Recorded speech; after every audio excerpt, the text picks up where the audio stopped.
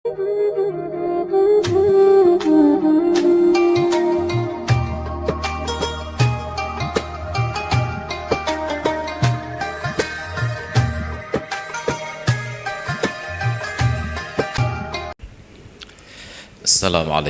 warahmatullahi wabarakatuh.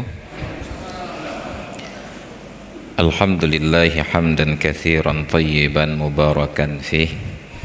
Allahumma salli wa sallim ala nabiyyina Muhammad wa ala alihi wa sahbihi. Wa qala Allah ta'ala fil Qur'anil azim, ya ayyuhalladzina amanu dukhulu fis silmi kaffah ولا تتبعوا خطوات الشيطان إنه لكم عدو مبين. صدق الله العظيم وصدق رسوله النبي الحبيب الكريم ونحن على ذلك من الشاهدين والشاكرين والحمد لله رب العالمين وبعد. Hadirin dan hadirat jamaah salat maghrib dan isya yang dimuliakan Allah, lanjutan dari pengajian terdahulu pada saat i'tidal pada salat subuh dan rakaat yang terakhir witir nisfu yang akhir dari bulan Ramadan, dan pada saat terjadi bencana termasuk pandemi sebagaimana yang sekarang kita hadapi, disunnatkan untuk membaca qunut. Khusus untuk menghadapi bencana disebut dengan qunut nazilah. Karena nazilah itu secara harfiah artinya sesuatu yang turun, dari kata-kata nazalah, turun. Nazilah yang sedang turun. Disifatkan dengan kata-kata nazilah pada qunut tersebut, bukan disifatkan, dikaitkan dengan kata-kata nazilah karena bala itu turun dari langit. Maka dalam hadis Nabi menyatakan ad-du'a'u tadfa'ul bala, bahwa doa itu menolak bala. Wa innal bala'a la tanzilu minas sama', dan sesungguhnya bala itu turun dari arah langit. Fatalaqahu doa, maka pada saat kita berdoa, doa naik ke atas, bala turun ke bawah. Faya'talijani ila yaumil qiyamah, maka bala dan doa itu bergulat sampai hari kiamat, tidak turun kepada kita yang hamba ini.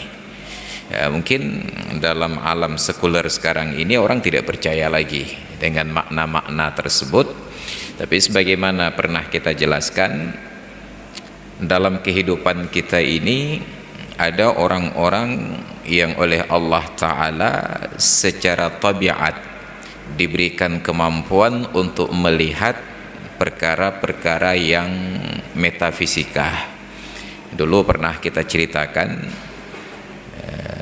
penjelasan dari Imam An-Nawawi di dalam kitab beliau Al-Fatawa Al-Manthurah. Salah seorang mendapatkan keberkahan tersebut adalah Imam Hanafi An-Nu'man bin Thabit. Dalam hadis Nabi menyatakan bahwa salah satu fadilah wudu, pada setiap bahagian badan yang dibasuh maka akan bercucuranlah dosa-dosa dari bahagian tubuh tersebut. Saat kita basuh muka, maka air yang turun itu akan membersihkan dosa di muka. Begitu pula basuh tangan dan seterusnya. Kita tidak mengetahui, hanya meyakini, sebab itu berdasarkan hadis Nabi sallallahu alaihi wasallam. Tetapi Imam Hanafi melihatnya. Maka ketika beliau masuk ke tempat bersuci di Masjid Kufah, beliau melihat seorang anak muda yang sedang berwudu membasuh muka. Air dari mukanya itu yataqattaru, bertetesan melalui jenggotnya. Terlihatlah pada air yang menetes tersebut dosa yang baru ia lakukan, dosa anak muda tersebut. Beliau datangi anak muda ini seraya berucap, ya fata tub min uquqil walidaini, wahai anak muda, taubatlah kamu dari dosa durhaka kepada kedua orang tuamu. Kaget anak muda ini, baru pertama ketemu, beliau sedang berwudu, tidak komunikasi sebelumnya, tiba-tiba sudah disebutkan jenis dosa yang ia lakukan. Maka spontan anak muda itu menjawab lebih dahulu, na'am tubtul ana, iya saya tobat sekarang. Baru kemudian anak muda ini bertanya kepada Imam Hanafi An-Nu'man bin Thabit, wahai tuan guru, dari mana anda tahu bahwa saya baru saja berbuat durhaka kepada ayah dan ibu? Apa kata Imam Hanafi? Saya melihat dosamu itu di dalam butiran-butiran air wudhu yang jatuh dari wajahmu. Ini pada orang-orang tertentu. Nah, tapi pada orang seperti kita, bahkan yang sudah terlihat pun belum tentu kita percaya, apalagi yang gaib. Nah, maka ketika Rasulullah menyatakan bahwa doa menolak bala, beliau sifatkan secara detil bahwa doa naik ke langit, bala turun dari arah langit, faya'talijani, maka berkelahilah, bergulatlah doa dengan bala tersebut ila yaumil qiyamah, sampai hari kiamat, maka tidak turun ke bumi. Ini kita hanya ingin pernyataan tentang kata-kata nazilah, bala itu turun dari langit. Maka proses mitigasi bencana yang paling bagus bukanlah persoalan fisik saja, tetapi juga melibatkan persoalan batin. Bukan hanya memeriksa orang yang tidak pakai masker saja, tetapi juga memeriksa orang yang tidak menutup aurat. Bukan hanya menjaga jarak antara orang dengan orang saja, tetapi lebih penting menjaga jarak antara dua orang laki-laki dan perempuan yang bukan mahram. Nah, tapi negeri ini punya kekuasaan untuk membatasi antara orang dengan sebab corona, tetapi tidak pernah berusaha membatasi antara seorang laki-laki dengan seorang perempuan disebabkan karena neraka. Nah, maka na'udzubillah, jadi mau disebut sekuler, negeri kita masih malu-malu, menyatakan diri Islam pun nggak tahu di mana posisinya. Nah, maka kita menjadi pada posisi orang yang munafik. Na'udzubillah, semua na'udzubillah. Nah, maka qunut ini disunatkan. Bagaimana caranya? Dengan membaca doa yang telah kita sebutkan pada pertemuan yang lalu. Ada dua versi qunut yang diajarkan oleh Rasulullah kepada cucu beliau Hasan bin Ali bin Abi Thalib, dan satu versi lagi qunut yang diimprovisasi oleh Sayyidina Umar bin Khattab, bukan dari pengajaran Nabi tetapi dari praktek Sayyidina Umar. Bila ingin melakukan yang terbaik, digabungkan kedua qunut tersebut. Bila ingin memilih salah satunya, maka lebih bagus yang diajarkan oleh Rasulullah kepada Hasan bin Ali, yang biasa kita bacakan pada sholat subuh. Allahumma hdini pada orang yang membaca sendiri, Allahumma hdina pada imam yang memimpin sholat berjamaah. Bagaimana cara membacanya? Bismillahirrahmanirrahim. Wajahara bihi nadban imamun walau fi sirriyati la ma'mumun lam yasma'hu wa munfaridun fayusirrani bihi mutlaqan. Dan dijiharkan saat membaca qunut itu. Hukum bacaan jihar pada qunut adalah sunnat nadban. Siapa? Imamun, oleh imam. Imam yang memimpin sholat saat membaca qunut disunnatkan bacaannya itu jihar. Makna jihar ini terdengar pada orang yang di sekelilingnya. Walau fi sirriyati, sekalipun pada salat-salat yang bacaannya sir. Misalnya ada salat zuhur, salat asar, bacaannya sir. Tapi ketika membaca qunut disunnatkan qunut itu jihar.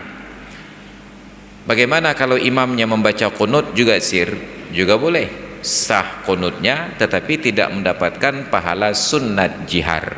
Sebagaimana sah kita sholat isya dengan bacaan sir, padahal disunatkan jihar. Itu pula anomalinya. Di dalam sunat-sunat sholat yang akan kita bicarakan nantinya, Disunnatkan jihar pada tempat jihar, disunnatkan sir pada tempat sir. Artinya sholat maghrib, isya, subuh sunat jihar. Dibaca bacaannya dengan cara jihar dapat pahala sunat, dibaca sir tidak apa-apa. Pada waktu bacaan sir disunatkan sir, seperti sholat duhur dan sholat asar, sunatnya sir. Kalau ada yang baca jihar juga nggak ada masalah. Nah, misalnya besok Jumat, asar besok, imamnya begitu selesai takbiratul ihram, Allahu Akbar, setelah iftitah, Bismillahirrahmanirrahim, sholat asar. Apa yang terjadi? Setengah jemaah sholat itu akan batal, tertawa terbahak-bahak, imum pa'a. Kenapa? Sholat asar bacaannya jihar. Padahal kita tidak pernah menggugat orang yang sholat maghrib dan isya dengan bacaan sir. Sir pada waktu maghrib, isya dan subuh adalah jihar pada sholat maghrib, isya dan subuh adalah sunat, sebagaimana sir pada sholat duhur dan asar adalah sunat. Tapi karena tidak terbiasa maka bermasalah. Kita kalau sholat sendiri maghrib, isya dan subuh jarang sekali yang jihar. Kalau sholat di rumah sendiri, sholat di masjid sendiri, maghrib sir, isya sir, subuh sir. Tapi begitu jadi imam jihar. Maka demikian pula kunut. Kalau sholat saja yang menjadi induknya disunnatkan demikian, maka kunut ini walaupun induk salatnya adalah sir, bacaan qunut tetap sunnat jihar. Ternyata dibaca sir, enggak ada masalah, hanya membingungkan jemaah di belakang. Ini kenapa imam belum sujud-sujud? Ya, tapi bila terdengar bacaan imam, makmum paham, oh ternyata sedang qunut. Ya. La makmumun, tidak disunatkan membaca dengan jihar kepada makmum. Makmum yang mana? Lam yasma'hu, yang tidak mendengar bacaan imam. Wa munfaridun, dan orang yang sholat sendiri, tidak disunatkan jihar pada waktu sholat sir. Sholat duhur sendiri, sholat asar sendiri, kita mau baca qunut nazilah, tidak disunatkan jihar, tetap bacaannya sir. Sholat duhur jadi imam, sholat asar jadi imam, ketika membaca qunut nazilah disunatkan dengan bacaan jihar. Wa ammana jahran ma'mumun sami'a qunuta imamihi lid-du'a'i minhu. Dan mengaminkan secara jihar oleh makmum yang mendengar qunut imamnya. Allahumma hdina fiman hadait, amin, wa'afina fiman afait, amin. Walaupun pada sholat duhur dan asar, aminnya ini tetap sunat jihar. Kapan? Lid du'a'i minhu, karena ada doa sebahagian dari qunut tersebut. Wa minat doai, dan sebahagian dari doa di dalam kunut, as-salatu ala nabi sallallahu alaihi wasallam, salawat kepada Nabi sallallahu alaihi wasallam. Jadi dalam praktek kita sampai pada akhir doa, wa qina bi rahmatika syarra ma qadait, dan peliharalah kami ya Allah dengan kasih sayangmu dari keburukan yang telah engkau kehendaki. Di depannya itu as-sana, dibaca sir. Kapan lagi dijaharkan? Ketika bersolawat. Wa sallallahu ala sayyidina Muhammadin nabiyil ummi wa ala alihi wa sahbihi wa baraka wa sallam. Kenapa? Karena sebahagian dari doa adalah salawat. Salawat itu doa. Maka dalam bahasa Arab, salawat adalah bentuk jamak dari kata-kata salatun, jamak muannas salim. Salatun, salat, yang kita terjemahkan, kita adopsi ke dalam bahasa Indonesia, salat, yang kita artikan dengan kata-kata sembahyang, itu arti secara bahasa adalah doa. Ad-du'a'u bil khair. As-salatu lughatan ad-du'a'u bil khair. Salat secara etimologis adalah berdoa yang baik-baik. Wastilahan, doa secara terminologis, salat secara terminologis, aqwalun wa af'alun makhsusatun muftatahatun bit takbir wa mukhtatamatun bit taslim. Beberapa patah kata dan ucapan serta perbuatan yang tertentu yang diawali dengan takbir dan disudahi dengan salam. Itu salat. Cuma salat ini sebenarnya tidak ada terjemahan di dalam bahasa yang lain. Tapi karena kita bertransformasi dari budaya Hindu, orang Hindu ketika akan sholat mereka sebut sembahyang, karena Tuhan dalam bahasa mereka Hyang, Tuhan yang Maha Esa, Sang Hyang Widi, Tuhan yang Maha Kuasa, Sang Hyang Jagat Betara. Mau kemana? Mau sembah Hyang. Jadi akhirnya masuklah dalam bahasa kita sembahyang. Kitab-kitab Jawa itu semuanya sembahyang. Padahal salat tidak bisa diterjemahkan dengan sembahyang. Paling-paling dalam bahasa Aceh ada kosakata yang mendekati. Sebutannya bukan sembahyang, semanyang. Kebalikan dari semeyuk. Orang yang meninggal di semeyuk, Allah Ta'ala di semanyang. Maka di dalam lagu Rafli itu tajak semanyang, pujo Rabbana.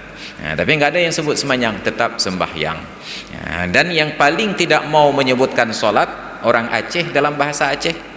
Kita keluar dari Aceh yang bertutur dengan bahasa Melayu dan bahasa Indonesia, mereka lebih mudah menyebutkan sholat. Dari mana Pak? Dari masjid. Ngapain? Sholat. Begitu pulang ke Aceh, panen aja, wah masjid, puput, sholat. Kita nyuju pajan pun katiluhu, pajan pun katiluhu. Jadi kita lebih mudah menyebutnya sembahyang. Jak tajak sholat luhu le. Hanya pikiran urinya dengar, macam keeng pi sholat.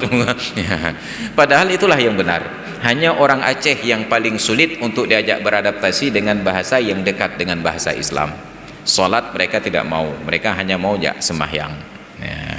Masjid juga dibalik. Panen aja, wa semajid.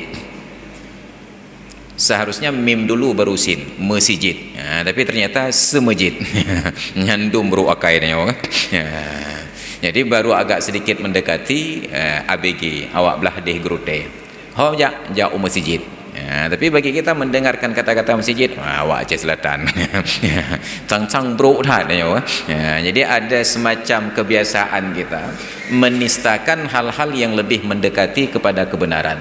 Maka kita harus jujur bahwa sebenarnya masjid lebih dekat kepada kebenaran daripada semajid. Jadi kita harus jujur itu. Maka biasakan hom jak solat. Katilu lewitnya lewit ucap keung. Enggak ada masalah. Jadi solawat itu doa. Maka karena doa, okelah kalau sekarang ini sudah akrab kita dengan kunut. Selama ada corona ada banyak perubahan. Yang benci-benci kunut pun 5 kali sehari sekarang kunut. Nanti berhenti corona, bahkan subuh pun gak ada kunut lagi. Maka bagi yang hobi kunut itu berdoa agar corona lebih lama. Ketika kita belum akrab dengan kunut ini, dulu ada 2 versi. Kebanyakan bahkan sholawat ini pun disirkan. Allahumma hdina fi man hadait wa afina fi man afait. Dan itu pun harus diluruskan. Bacaan-bacaannya itu mat layyin, baris fathah bertemu dengan ya yang berbaris sukun. Mat layyin. Allahumma hdina fi man hadait. Karena kebiasaan kita mat layyin itu berubah bunyi menjadi Bandrek Pak Husin. Enggak ada Husin dalam bahasa Arab. Itu mat layyin, Husain, Hasan, Husain. Tapi orang Aceh langsung Hasan, Husin. Jadi begitu baca kunut, terbawalah Hasan Husin ini. Allahumma hdina fi man hadit wa afina fi man afit wa tawallana fi man tawallait wa barik lana fi ma a'tait wa qina bi rahmatika syarra ma qadait. Yang pernah didengar mana? Ya, ini karena malas untuk mengalunkan sedikit lidahnya agar sesuai dengan mat layyin. Ya, makanya mat itu sampai disebut layyin, mealun. Baris fathah sebelumnya bertemu dengan ya di depannya. Maka orang menyebut Husain baru benar kalau ditambah i di ujungnya, Husaini. Ya, itu baru benar. Enggak jarang ada yang memanggil kawannya Husaini. Ya, tapi kalau tidak ada i di ujung tetap Husain dibaca. Ya, karena kita memang vokalis. Ya, jadi saat itu begitu sampai waqina syarra ma qadait, itu langsung sir sampai dengan wa sallallahu ala sayyidina Muhammad wa ala alihi wa sahbihi wa baraka wa sallam, tetap sir. Allahu akbar. Jarang-jarang kita dapati ada imam yang ketika qunut pada waktu salawat dijiharkan. Nah, tapi alhamdulillah dengan berkat corona ini pelajaran qunut tuntas. Alhamdulillah. Bahkan ada yang jihar semuanya. Nah, jadi sebahagian dari doa tersebut adalah salawat kepada Nabi sallallahu alaihi wasallam. Fayu'amminu laha alal aujah, maka diamini bacaan qunut itu menurut pendapat yang lebih kuat. Amma sana'u, adapun pada bahagian as-sana, pujian. Nah, apa itu pujian? Fa innaka taqdi ila akhirih. Fa innaka taqdi wa la yuqda 'alaika fa innahu la yadhillu man walaita. Itu adalah as-sana, pujian. Fa yaquluhu sirran, maka diucapkan secara sir oleh imam dan juga makmum. Amma ma'mumun lam yasma'hu aw sami'a sautan la yafhamhu fayaqnutu sirran. Adapun makmum yang tidak mendengar bacaan qunut dari imam karena listrik padam atau mikrofon tidak nyala, bacaan imam hanya terdengar sampai saf ketiga, di saf yang kelima tidak terdengar, di saf keempat terdengar tapi tidak jelas. Makmum yang tidak mendengar dan makmum yang tidak jelas mendengar disunnatkan untuk membaca qunut sendiri-sendiri. Nah, itu sama seperti pada bacaan Fatihah. Makmum yang mendengar bacaan Fatihah imam wajib diam dan mendengar bacaan imam. Kapan dia baca Fatihah? Setelah selesai Fatihah imam. Waladdallin, amin. Bacalah Fatihah makmum, dan imam disunnatkan diam kadar makmum selesai bacaan Fatihah. Jarang-jarang pula imam yang patuh. Ya, imam langsung nyerobot Bismillahirrahmanirrahim. Tapi itulah waktu untuk makmum baca Fatihah. Apakah imamnya diam atau imamnya tidak diam? Ya. Tapi apabila bacaan Fatihah imam tidak terdengar kepada makmum atau terdengar tapi tidak jelas, maka di saat itu makmum boleh membaca Fatihah bersamaan dengan imam. Ya, tapi di kampung-kampung ketika sholat tarawih, karena bacaan Fatihahnya satu tarikan nafas dan surat setelahnya satu tarikan nafas, imam sudah wanti-wanti sebelum takbiratul ihram. Nyawateke aku baca Fatihah awakah ketetat aju. Ya, karena menyohana ketetat aju untuk hana habis itu merukuk teh. Ya, jadi kalau begitu instruksi dari imam, saran saya lebih baik pulang ke rumah saja. Ya, kenapa? Karena tidak sholat tarawih tidak berdosa. Jangan sampai ketika kita sholat tarawih tiba-tiba berdosa. Kenapa? Karena tidak mendengar bacaan Fatihah dari imam. Ya, jadi ibadat itu harus jelas. Ya. Wa kuriha li imamin takhsisu nafsihi bidu'ain, dan dimakruhkan bagi imam mengkhususkan doa untuk dirinya sendiri. Dan ini sering terjadi kecelakaan. Kenduri di rumah, sudah repot tuan rumah sembelih ayam sampai sembelih kambing dengan biaya yang besar, mengundang jemaah untuk baca doa.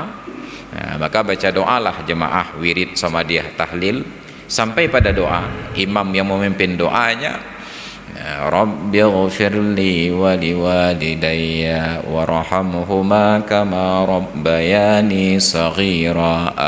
Amin. Kalau tuan rumahnya paham, maka sungguh itu pengkhianatan terbesar. Ya, kita yang buat kenduri, tujuan doa untuk orang tua kita yang diampuni, orang tua tengku yang baca doa. Itu pengkhianatan terbesar dalam sejarah. Ya. Maka kenapa terjadi demikian? Karena referensi yang kita dapati tidak belajar tentang perubahan dhamir, kata ganti. Makanya rata-rata doa di dalam Al-Quran itu berbentuk jamak. Nabi Adam doanya jamak, Rabbana zalamna anfusana wa illam taghfir lana wa tarhamna lanakunanna minal khasirin. Ada nanti yang bersifat mufrad seperti doa Nabi Sulaiman, Rabbi auzi'ni an ashkura ni'mataka allati an'amta alayya wa ala walidayya wa an a'mala salihan tardah wa aslih li fi dhurriyyati wa adkhilni bi rahmatika fi ibadikas salihin. Terjadilah perbedaan pendapat para ulama. Sebahagian menyatakan walaupun doa itu berbentuk tunggal, apabila dibaca oleh seorang imam diganti menjadi berbentuk jamak, seperti Allahumma hdini menjadi Allahumma hdina, Rabbi auzi'ni menjadi Rabbana auzi'na. Sebahagian karena memahami dari hadis, ada hadis nanti di dalamnya. Yang sebahagian lagi menyatakan doa yang sudah terbukti mustajabah tersebut, ingat kalau doa mustajab, kalau obat mujarrab. Tapi ternyata toko obat mustajab namanya. Ini terbalik ini. Untuk doa mustajab, untuk obat mujarrab. Kenapa? Karena jarraba itu diuji, mujarrab sudah teruji. Doa itu diijabah, maka yang berharap diijabah disebut mustajab. Jadi toko obat ini disebut mustajab mungkin karena yang datang ke toko itu banyak yang berdoa mudah-mudahan sembuh, maka disebutlah toko mustajab 1 dan 2. Jadi sebahagian berpendapat bahwa doa yang sudah terbukti mustajabah itu yang diucapkan oleh Nabi, yang diabadikan di dalam Al-Quran, maka tidak boleh diubah susunannya. Kalau sudah mufrad ya sudah mufrad walaupun imam. Maka sebagian ulama ketika menjadi imam membaca doa Nabi Sulaiman tadi tetap dengan bacaan mufrad, Rabbi auzi'ni an ashkura ni'mataka allati. Boleh jadi demikian. Ada perbedaan-perbedaan pendapat. Itulah indahnya fikih, ada ruang untuk berbeda pendapat. Jadi makruh bagi imam mengkhususkan doa untuk dirinya. Kenapa? Karena hadis riwayat Imam Tirmizi yang berbunyi, la ya ummu abdun qauman fayakhussa nafsahu bida'watin dunahum. Janganlah mengimami seorang hamba akan suatu kaum lalu ia khususkan dirinya di dalam doa tanpa melibatkan mereka. Fa in fa'ala faqad khanahum. Bila dilakukan juga demikian, mengkhususkan dirinya di dalam doa, maka sungguh imam ini telah mengkhianati jamaahnya. Jadi tetap ketika menjadi imam itu doanya untuk jamaah. Fa yaqulul imamu, oleh karena imam doanya harus umum, maka saat membaca qunut tadi imam mengucapkan Allahumma hdina wa ma utifa alaihi, dan yang diataf kepada ucapan Allahumma hdina dengan lafal jamak. Dan seharusnya inna sairal ad'iyati kadzalika, setiap doa itu sepatutnya demikian. Jadi makna sepatutnya demikian, bahwa apabila dipimpin oleh seorang imam berbentuk jamak.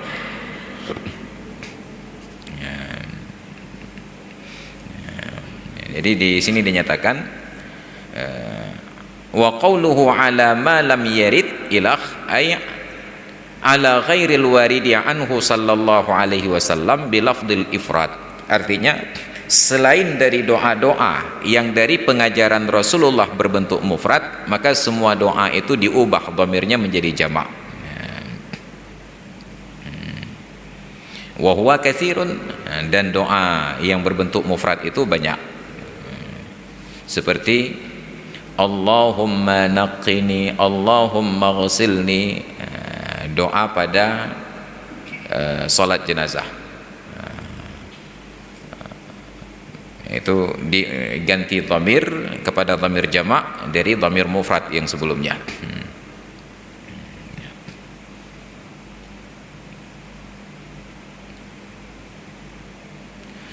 Qala ba'dul huffaz, sebahagian dari para ulama yang menghafal hadis, inna ada'iyatahu kullaha bilafdil ifrad wa min thamma jara ba'duhum ala ikhtisasil jam'i bil qunut. Sebahagian dari ulama yang menghafal hadis, al-hafidh ini gelar yang diberikan kepada seorang alim yang sudah menghafal 100.000 hadis berikut dengan sanad-sanadnya, al-hafidh. Tapi begitu sampai ke Indonesia, al-hafidh ini mengerucut menjadi orang yang sudah hafal Al-Quran 30 juz. Hanya bedanya, kalau hafidh hafal hadis disebut al-hafidh di awal, al-hafidh Ibnu Hajar al-Asqalani, al-hafidh Jalaluddin As-Suyuti. Sedangkan yang hafal Al-Quran 30 juz, al-hafidh di belakang namanya, Masrul Aidi al-hafidh umpamanya, di ujung nama. Al-hafidh di awal nama. Itu standar para ulama, mesti seorang yang hafal hadis 100.000 berikut dengan sanad-sanadnya, an fulan bin fulin, an fulan bin fulin, an fulan bin fulin. Sedangkan kita sekarang ini jangankan hafal sanad, menghafal matanya saja masih rumit. Maka betapa banyak yang bahasa Arab, asal sudah bahasa Arab sudah hadis. Man arada dunya fa alaihi bil ilmi wa man arada al akhirah fa alaihi bil ilmi wa man aradahuma fa alaihi bil ilmi. Padahal itu hanya ucapan Imam Al-Ghazali, man arifa nafsah faqad arifa rabbah, sudah disebutkan hadis. Padahal itu hanya ucapan dari Yahya bin Mu'az As-Sufi. Jadi bagi kita asal sudah bahasa Arab itu sudah, kalau bukan Al-Quran pasti hadis. Makanya kalau sempat di cat masjid ini ada koran bahasa Arab yang jatuh di lantai, itu akan diambil oleh orang tua, dicium-cium 3 kali, ditaruh di atas. Quran. Makanya banyak orang tua yang naik haji marah pada orang Arab. Pungut hak orang Arabnya, Quran gilo. Enggak tahu Serambi edisi Arab.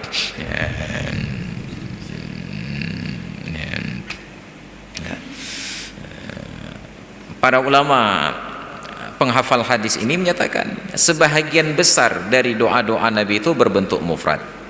Wa min thamma jara ba'dhum ala ikhtisasil jam'i al-qunut. Oleh karena itu sebahagian mereka berpendapat yang boleh dijamakkan itu hanya yang qunut saja. Dia ada perbedaan-perbedaan. Itulah indahnya fikih, ruang untuk perbedaan pendapat. Ini pada qunut. Masuklah rukun yang ketujuh. Wasabi'uha, yang ketujuh rukun salat, sujudun marrataini kulla raka'atin, sujud 2 kali pada setiap rakaat. Kemana sujudnya? Ala ghairi mahmulin lahu, ke atas sesuatu yang tidak ditanggung olehnya. Wa in taharraka biharakatihi, sekalipun benda tersebut bergerak disebabkan karena gerakan-gerakannya. Walau nahwa saririn yataharraku biharakatihi, walau seumpama ranjang yang bergoyang karena gerakan orang yang sholat.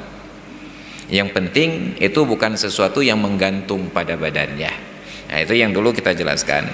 Sujud pada setiap rakaat 2 kali. Kemana? Ke atas sesuatu yang tidak menggelayut pada tubuhnya, sekalipun benda tersebut bergerak efek dari gerakan yang bersangkutan. Misalnya ada yang pakai rida, sorban. Ketika sujud, tiba-tiba sorban itu lebih dahulu terhampar di atas lantai, lalu dia sujud di atasnya. Tidak sah. Ataupun kita pakai peci, saking khusyuknya peci jadi begini. Saat sujud, kita sujud di atas peci yang kita pakai, tidak sah. Ataupun yang pakai mukena, kemari sujud, tidak sah. Kenapa? Karena sujud itu tidak boleh ke atas sesuatu yang melekat pada tubuhnya yang ia pakai. Ataupun pecinya sudah benar begini, tapi karena sholat Jumat di luar terik matahari, maka dia taruh koran untuk alas. Sujud yang pertama sah di atas koran, karena koran itu tidak dia pakai. Tapi karena keningnya ini sudah berkeringat, lama sujud, koran itu basah nempel di keningnya. Begitu dia bangun, nempel sedikit koran di sini, yang lain bolong. Sujud yang kedua, kalau dia tidak pindahkan koran yang nempel di keningnya ini, sujudnya itu tidak sah. Kenapa? Karena dia sujud atas sesuatu yang melekat pada keningnya. Atau ibu-ibu yang pakai mukena, ada kala mukenanya sampai kemari, ada kala terbuka begini, tetapi waktu sujud dia letakkan tangannya dulu ke depan. Mukenanya itu terbentang di depannya, lalu dia sujud di atas mukena tersebut. Tidak sah. Kenapa? Karena dia sujud di atas pakaiannya sendiri. Tidak masalah kalau bukan pakaian, walaupun bergerak mengikuti gerakannya. Umpamanya ini sebuah ranjang, agak goyang-goyang sedikit, berirama lah, ceng-cengin. Begitu dia bergerak ranjang, sah sujudnya, karena itu tidak menjadi pakaian yang menggelayut pada tubuhnya. Fala yadurru as-sujudu alaihi, maka tidak mengapa sujud atas benda yang bergerak oleh sebab gerakannya. Kama idza sajada ala mahmulin lam yataharrak biharakatihi, sebagaimana kalau ia sujud di atas ujung benda yang dia sujud atas sesuatu yang ia tanggung, yang tidak lagi bergerak dengan sebab gerakannya. Katarfin min ridaihi at-tawil, seperti di ujung ridaknya yang panjang. Tadi ridak yang menggelayut di badan, kita sujud tergeletak di atas lantai, sujud di atasnya, tidak sah. Tapi kalau ridak itu panjang sekali, seperti kain gendongan yang dipakai oleh orang perempuan untuk gendong bayi, hijab panjang, hijab batik, ya, dia letakkan di atas bahunya, dan kain itu panjang sampai ke depannya. Ujungnya itu tidak lagi merespon gerakannya, dia bergerak tapi gerakannya itu putus, maka sah sujud di atas ujungnya. Tetapi apabila bergerak dengan sebab gerakannya dan itu melekat di atas badannya, tidak sah. Maka pastikan bahwa sujud kita itu memenuhi syarat demikian. Wa kharaja biqauli ala ghairi mahmulin lahu, maka keluar dari kaitan ucapan saya tadi, kata pengarang kitab, ma law sajada ala mahmulin, yang apabila dia sujud atas benda yang ia pakai, yataharraku biharakatihi, yang bergerak dengan sebab gerakannya, seperti ujung dari surbannya, maka tidak sah. Apabila sujud di atasnya, batalatis salatu, batal salat. Sengaja sujud di atas surbannya, batal salat. Kapan? Untuk batal salat mesti terpenuhi dua perkara: aliman amidan, in ta'ammada wa alima tahrimahu. Apabila sengaja dilakukan dan dia tahu hukumnya haram. Makanya banyak orang yang beruntung ketika sholat selesai terbukti ada hal-hal yang tidak diketahui yang membatalkan. Contoh, suatu ketika beberapa tahun yang lalu, saya di atas jembatan Pango sedang menuju ke Punggah Blangcut pengajian maghrib malam Rabu. Ada yang telepon, hanya keluar nomor tidak keluar nama. Pak Ustadz, ya saya jawab, ada pertanyaan sedikit, kata beliau. Ada masalah apa Pak? Kemarin maghrib saya jadi imam di masjid. Oh alhamdulillah, saya katakan. Iya Pak Ustadz, ada insiden sedikit. Apa insidennya Pak? Pada rakaat yang kedua sholat maghrib, saya lupa duduk tasyahud, tasyahud awal. Saya jawab, nggak apa-apa Pak, karena tasyahud awal itu sunat, walaupun statusnya sunat abaat. Lupa duduk tasyahud tidak mengapa. Iya Pak Ustadz, saya lupa, tapi jamaah nggak lupa. Jadi karena jamaah tidak lupa, maka jamaah mengingatkan saya dengan bertasbih, subhanallah. Bapak masih dalam posisi duduk? Enggak, saya sudah berdiri tegak Pak Ustadz. Jadi waktu mereka bertasbih, ya saya lanjutkan berdiri. Enggak apa-apa, udah benar. Bukan begitu Pak Ustadz. Karena saya tidak merespon untuk duduk, akhirnya mereka berzikir di belakang, subhanallah, subhanallah, subhanallah. Terus karena saya nggak tahan lagi, akhirnya saya duduk Pak Ustadz. Nyan kapan saya itu rusaknya. Seorang yang sholat selain makmum, kalau sudah berdiri untuk rakaat ketiga, tidak boleh kembali untuk duduk tasyahud awal. Enggak boleh Pak Ustaz, enggak boleh. Kalau sudah duduk bagaimana Pak Ustaz? Batal sholat. Batal. Tapi saya enggak tahu Pak Ustaz. Oh, dimaafkan. Alhamdulillah kata beliau. Alhamdulillah dimaafkan. Nah, maka syarat batal aliman. Dia tahu perkara tersebut tidak boleh, amidan, sengaja dilakukan. Tapi kalau tahu tidak sengaja, tidak batal. Kalau sengaja tidak tahu, tidak batal. Tidak sengaja dan tidak tahu, lebih-lebih tidak batal. Baru batal apabila tahu dan sengaja. Makanya banyak orang malas mengaji karena takut tahu. Kalau sudah tahu tidak dimaafkan. Ini menjadi masalah bagi kita. Padahal dosa membiarkan diri tidak tahu lebih besar daripada dosa yang tahu kemudian batal. Dosa membiarkan tidak tahu itu lebih besar. Makanya para ulama katakan, kafa bil mar'i dhillan ayyakuna jahilan. Cukuplah seseorang itu dianggap hina apabila dia sudah berstatus sebagai orang bodoh. Makanya cacian yang paling menyakitkan itu bukan let jen let call, let lemah, let kambing, let bui, bukan. Yang paling menyakitkan itu pa'a kah? Nyamnya kayak itu nak pa'a kah? Bangai kata. Pa'a itu next level of bangai. Jadi derajat tertinggi dari orang-orang bangai itu disebut pa'a. Nyamnya dalam bahasa Aceh terpegah ma'a cilam hati hidup. Pa'a kah dia? Itu runtuh semangat orang lain. Kafa bil mar'i zillan ayyakuna jahilan. Cukuplah seseorang itu dianggap hina bahwa statusnya adalah orang yang bodoh. Nah, maka kita belajar ini, yang pertama berusaha untuk menjadi tahu. Tahu itu bahasa Arab disebut alim. Kalaupun tidak sampai menjadi alim, karena kata orang tua zaman dahulu, belajar setelah dewasa bagai mengukir di atas air. Masuk sebentar, hilang lagi. Masuk sebentar, hilang lagi. Setidak-tidaknya itu menjadi hujjah. Ketika ditanya oleh malaikat nantinya, kenapa salatmu tidak sah? Kita bisa jawab, kami sedang belajar. Kenapa telat sekali? Karena telat sadar. Lalu kenapa belum sah? Karena malaikat maut terburu-buru. Kalau telat sedikit lagi malaikat maut, kami akan sampai pada bab tersebut. Makanya belajar kita ini untuk menjadi hujjah. Makanya Allah Ta'ala utus para nabi untuk membantah hujjah orang kafir di akhirat. Ya Allah, kami enggak tahu tentang dakwah ini. Bukankah sudahkah saya utus untuk kalian para rasul?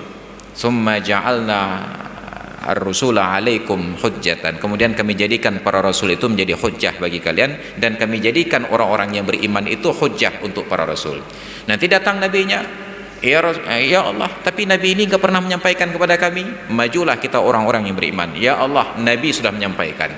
Makanya Rasulullah ketika haji wada di padang Arafah, setelah menyampaikan khutbahnya, sebelum turun beliau ulangi pertanyaan tersebut. Allahumma hal ballaghtu, Allahumma hal ballaghtu, Allahumma hal ballaghtu. Ya Allah, apakah telah aku sampaikan? Ya Allah, apakah telah aku sampaikan? Ya Allah, apakah telah aku sampaikan? Agar jangan ada dari wahyu Allah itu yang tersisa yang tidak disampaikan. Maka Nabi persaksikan, itulah kewajiban tabligh. Maka tidak ada secuil rahasia pun, tidak ada sesuai ayat pun yang dirahasiakan oleh Rasulullah dari umat, karena kewajiban beliau adalah tabligh. Maka itu harus dipahami dengan baik sekali. Syarat batal apabila terpenuhi dua unsur, sengaja dan tahu. Makanya secara umum ibadat itu tetap sah sampai terbukti batalnya. Kita singgah di masjid ataupun menasah pinggir jalan atau di SPBU karena udah masuk waktu salat, karena merasa celana kita bernajis ataupun merasa tidak nyaman, kita melihat ada kain sarung digantung atau disediakan, maka kita ganti, buka celana panjang pakai kain sarung, kita ikat, lilit, salatlah kita. Kita tidak tahu ternyata kain sarung itu pada bahagian belakangnya sobek, bolong dari ke atas sampai ke bawah, seperti rok ibu-ibu PKK, ya, dari atas sampai mayuk. Kita tidak tahu karena kita fokus ke depannya saja. Sampai selesai sholat, kita lipat kembali kain sarung itu, setelah pakai celana kita gantung. kita berangkat. Pertanyaannya, sholat yang kita kerjakan itu sah atau tidak? Sah, karena kita tidak tahu sudah batal. Kondisi yang kedua, ketika sedang sholat dengan kain sarung yang sobek bagian belakangnya tadi, masuklah seorang yang lainnya. Dia melihat kapalo tengkunya tengah punggung. Ya. Tapi orang ini karena merasa sungkan kepada tengku tersebut, dia diam-diam keluar, pura-pura nggak tahu. Maka batal sholat tengku ini, ditanggung dosa oleh orang yang tahu, yang pura-pura tidak tahu. Makanya mengetahui itu masalah. Itulah enaknya jadi orang buta, hanya udah buta kan. Ya. Kita sudah tahu. Itu pula yang terjadi. Enggak perlu di perjalanan. Bayangkan sholat duhur, asar, maghrib, isya berjamaah di masjid, di musola. Ada kawan-kawan kita yang berpakaian ringkas, bajunya tanggung, celananya tanggung. Ketika berdiri tegak, semuanya tertutup. Tapi pada saat dia rukuk, baju naik ke atas, celana turun ke bawah. Terlihatlah selat Sunda. Nah, bayangkan ketika sujud, belahannya itu terlihat lebih nyata. Kita yang di belakang sedang sholat, nggak bisa menegur karena sedang sholat. Tunggu sampai selesai, salam dia, salam kita. Kita berkewajiban untuk mengingatkan, bang, nah, tadi saat sedang sholat, waktu rukuk dan sujud ada tontonan 17 tahun ke atas. Maksudnya? Enggak, tadi waktu abang rukuk dan sujud, belahan pantatnya itu terlihat, dan itu adalah aurat. Kewajiban kita menyampaikan. Tapi sekarang, menyampaikan teguran demikian juga ada risiko. Kenapa? Orang sekarang tidak berterima kasih saat ditegur, malah ngomel-ngomel lagi. Lah kutim semayang mentang raya tua, ledat pegang-pegang. Ini jadi masalah kita. Ya. Jadi seolah-olah dia sholat itu hanya untuk minta tuah saja. Ya. Tetap itu batal sholat. Nah, kita hanya bisa membela diri, bang. Ini mohon maaf, terserah kesimpulannya pada anda. Saya hanya melepaskan diri dari dosa saja. Anda saat rukuk dan sujud tadi auratnya terbuka. Ya, paling-paling muka mukroom, ledat pegang-pegang. Karena banyak cirit berusaha bangka buka prunoke kan ya. Ya. Seharusnya kita berterima kasih ada orang yang bersedia untuk menegur. Ya. Ini kewajiban. Ya. Ya. Maka menjadi PR saat kita masuk masjid melihat orang yang sholat demikian rupa. Jadi syarat batal sholat apabila terpenuhi dua kondisi tadi, aliman amidan, tahu dan sengaja. Bila tidak tahu tidak batal, bila tidak sengaja tidak batal. Wa illa, dan bila dia tidak sengaja atau dia tidak tahu, a'ada sujuda, ia ulangi sujudnya. Misalnya sedang sholat kita sujud, tapi sujud di atas ujung sorban tadi. Ada orang duduk di samping kita, mungkin sholat sunat. Dia tegur, Pak, itu sujudnya nggak sah, Anda sujud di atas sorban sendiri. Ada. Ia duduk dulu, kemudian dia proses ulang sujud dari posisi duduk. Ada. Kalau tidak sengaja atau kalau tidak tahu. Wa yasihu ala yadi ghairihi, dan sah sujud di atas tangan orang lain. Ada orang ketika sujud tangannya bukan begini, begini tangannya. Ya, sujud ke atas tangan orang tersebut sah. Kenapa? Karena itu bukan badannya dan itu bukan pakaiannya. Kalau kita pernah sholat di Hijr Ismail, itu tempat sholat yang paling sempit di dunia. Banyak orang berlomba-lomba masuk ke dalamnya sehingga tidak layak untuk ukuran saf yang ideal. Kadang-kadang saat sujud di atas pantat orang lain, lampung gonggop hidup nan, ya, menyetrip ibu dahulunya kagak ibu dahulu. Ya, kita sudah lebih dahulu sujud, kita posisikan di antara kaki dan kakinya. Karena dia sedang rukuk, nah, kita sujud. Nah, karena menikmati sujud, maka sujudlah pula beliau itu, maka menggapit ulehnya lampung gonggopnya. Ya, nya menyuhana ke dahulunya kagak musibah dia. Ya, bangkit beliau pun musibah. Ya, karena tentu bangkit beliau akan duduk dan duduk di atas kepala kita. Ya, nya hana punya ada gambar tuh nan. Itu harap maklum. Sah sujud di atas tangan orang lainnya, yang tidak boleh di atas tangannya sendiri. Wa ala nahwi mindilin biyadihi, dan sah sujud ke atas seumpama sapu tangan yang ada pada tangannya.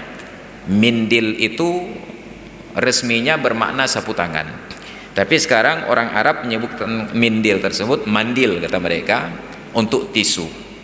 Indaka mandil, kamu punya tisu, padahal dulu sapu tangan. Ya, sapu tangan, ada orang dulu pegang sapu tangan, Salat ketika sujud dia letakkan sapu tangan, sah sujud di atas sapu tangannya. Li'annahu fi hukmil munfasil, karena sapu tangan itu walaupun dia pegang itu seperti barang yang terpisah. Nah, hanya dia pegang saja. Beda dengan sorban yang tadi menggantung di lehernya. Itu terikat padanya. Au sajada ala syai'in faltasaqa bi jubhatihi, atau ia sujud atas suatu benda lalu menempellah benda tersebut pada keningnya, sah sujudnya. Seperti tadi sujud di atas koran, sah sujudnya. Lalu saat bangkit koran itu nempel di keningnya, sujud yang pertama sudah sah. Wa wajaba izalatuhu lisujudi tsani, tapi wajib untuk menghilangkan yang menempel di kening ini pada sujud yang kedua. Sujud yang pertama sah karena itu bukan melekat di kepalanya.